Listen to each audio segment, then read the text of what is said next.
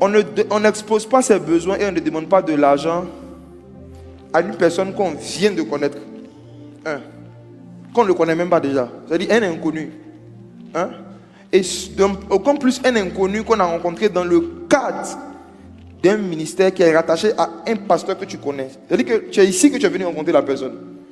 Tu as des besoins là, tu dois exprimer ça à tes bergers, à tes conducteurs, tes aînés, ton chef de famille ou bien au pasteur.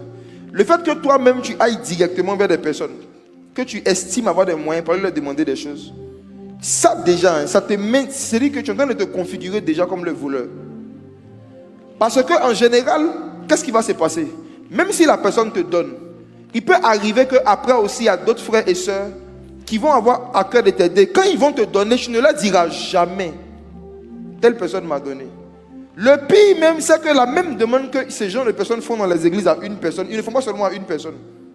Il va expliquer le même problème à 4 personnes différentes. Chacun va donner 100 000, 100 000, 100 000. À la fin de la journée, il a 500 000. Il a un salaire mensuellement en un jour. Et puis il est assis là au milieu. Les 4 sont là. Chacun pense que c'est lui seul qui l'a aidé. Or, plusieurs personnes l'ont aidé. Tu es un voleur. Ça envoie la lèpre. Il y a des maladies qui vont rentrer sur toi et ta postérité. J'ai dit, vous allez, je parle aux pasteurs, je ne sais pas si cette vidéo-là, ça n'a qu'à circuler sur Internet. Les pasteurs, les personnes qui ont les mêmes problèmes, les mêmes maladies, les mêmes choses pendant des années, souvent la meilleure façon de les aider, ce n'est pas de prier pour eux et puis toujours leur faire des dons. Un moment, asseyez-vous avec eux et puis demandez-leur, dis-moi le nom des personnes à qui tu as pris de l'argent ici que tu ne m'as pas dit. Ils ne savent pas. Les gens ne sont pas méchants, ils sont ignorants. Ils ne savent pas. Moi, je pense que Géasi ne savait pas que s'il faisait ça, la lèpre de Naaman allait venir sur lui. Il ne l'avait jamais fait. Il ne savait pas. Mais vous savez, le monde spirituel ne pardonne pas l'ignorance. La lèpre n'a pas dit comme Naaman, comme Géasi ne savait pas, je ne viens pas chez lui. Non. Élisée l'a informé. Élisée ne l'a pas maudit. Élisée l'a informé de la conséquence de l'acte qu'il a fait. Il dit, à cause de ce que tu as fait, la lèpre de Naaman va venir sur toi. Si je vais être un peu profond, je ne sais pas si j'aurai le temps. Bon, je vais rentrer un peu dedans. Vous savez pourquoi est-ce que ça s'est passé comme ça? Si vous regardez le contexte spirituel, le contexte social qui s'était passé avant cette histoire, c'était quoi? La Syrie était en guerre contre Israël. Donc les Syriens, là, ce sont les ennemis des Israélites. Tu ne vas jamais entendre que Poutine est parti se soigner dans un hôpital ukrainien. Oh. Est-ce qu'actuellement un Russe peut aller se soigner dans un hôpital en Ukraine? Il y avait la guerre entre la Syrie et Israël. Et puis il y a une petite fille syrienne qui dit à Naaman que chez vos ennemis là, il y a un prophète qui peut guérir ta lèpre. Et Naaman décide d'aller dans le pays de son ennemi. Un chef de guerre aller dans le pays de son ennemi pour se faire soigner. C'était des occultistes. Donc qu'est-ce qui s'est passé? Si vous lisez le chapitre précédent, la Bible dit qu'il est d'abord parti voir le roi de Syrie. C'est le roi de Syrie qui a donné tous ces cadeaux-là. C'était envoûté. Oui, ça ne venait pas de Naaman. Lisez le chapitre précédent, ça ne venait pas de Naaman. C'est le roi de Syrie qui a pris, qui a donné ça à Naaman, puis qui lui a dit, quand tu vas arriver là-bas, va voir le roi d'Israël. Pourtant, on n'a pas dit que c'est le roi d'Israël qui guérit. Ce n'était pas pour Élisée. C'était pour le roi d'Israël. C'était une attaque. La Bible dit, quand Naaman est venu avec les cadeaux vers le roi d'Israël a déchiré ses vêtements. Il dit, lui, il ne prend pas. C'est parce qu'il n'a pas pris que ça arrivait chez Élisée. Comme Élisée aussi est spirituel, Élisée a dit, il ne prend pas. C'est Géasi le voleur. Il pensait qu'il avait volé des objets. Oh, il a volé une maladie. Quand la lèpre a quitté Naaman, la lèpre est partie dans l'argent. Donc, le fait qu'il allait prendre ça là, Élisée l'informe. Il dit, à cause de ce que tu as volé, la lèpre de Naaman va venir sur toi. Ce n'est pas lui qui l'a maudit, il l'a informé de la malédiction que lui-même il allait télécharger. Il y a des gens, il y a des personnes que vous voyez dans l'église, ce sont des sorciers. Il y a des sorciers riches qui viennent dans les églises évangéliques. On en a connu même ici, non? Il y a des gens qui viennent dans des églises, ils sont sorciers. Ils viennent pour dérober, égorger, détruire.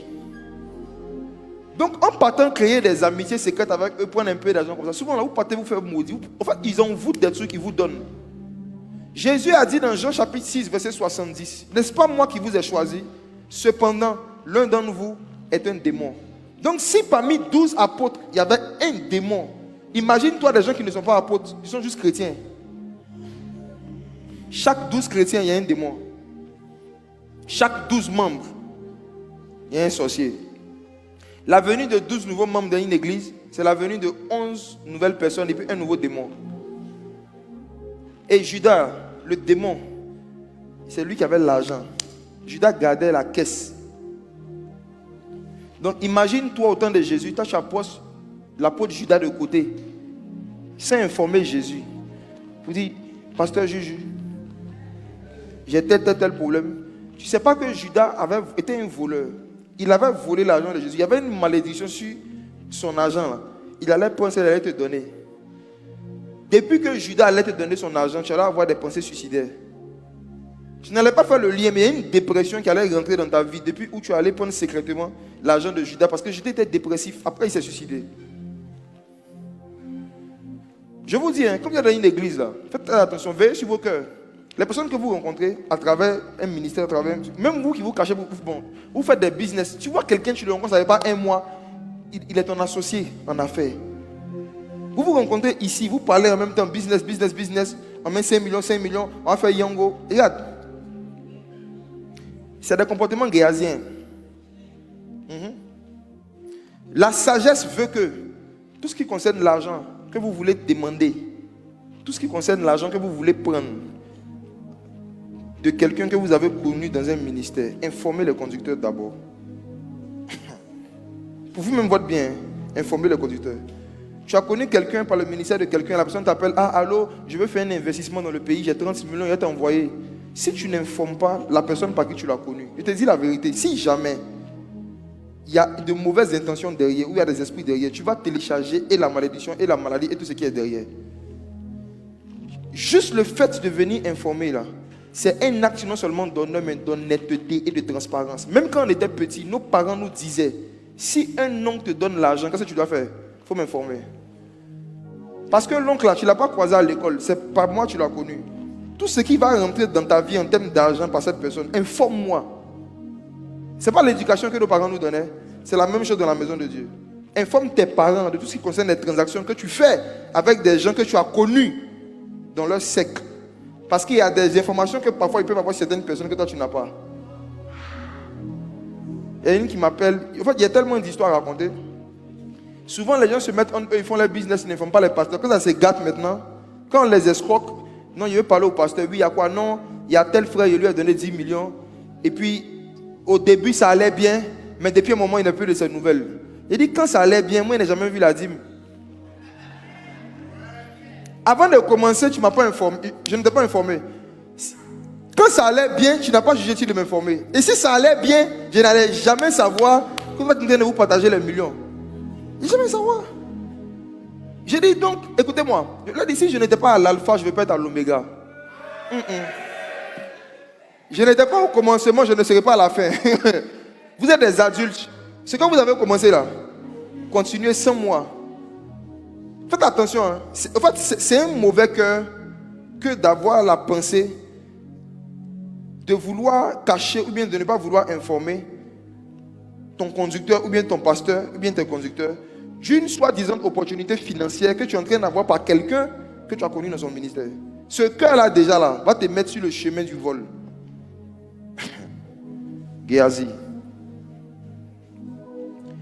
Troisième type de voleur, troisième profil.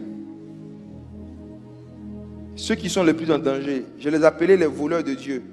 Ceux qui volent Dieu directement sans passer par un homme. Tout ce que je suis en train de citer jusque-là, c'est chez un homme que tu prends quelque chose. Maintenant, il y a une autre catégorie, ceux qui s'auto-volent. Et puis ils volent Dieu direct dans la caisse de Dieu. Regardez, Malachie chapitre 3, verset 8 à 10. Verset 8 à 9. Malachie chapitre 3, verset 8 à 9. Un homme trompe-t-il Dieu? Car vous me trompez et vous dites, en quoi t'avons-nous trompé? Dans les dîmes et les offrandes.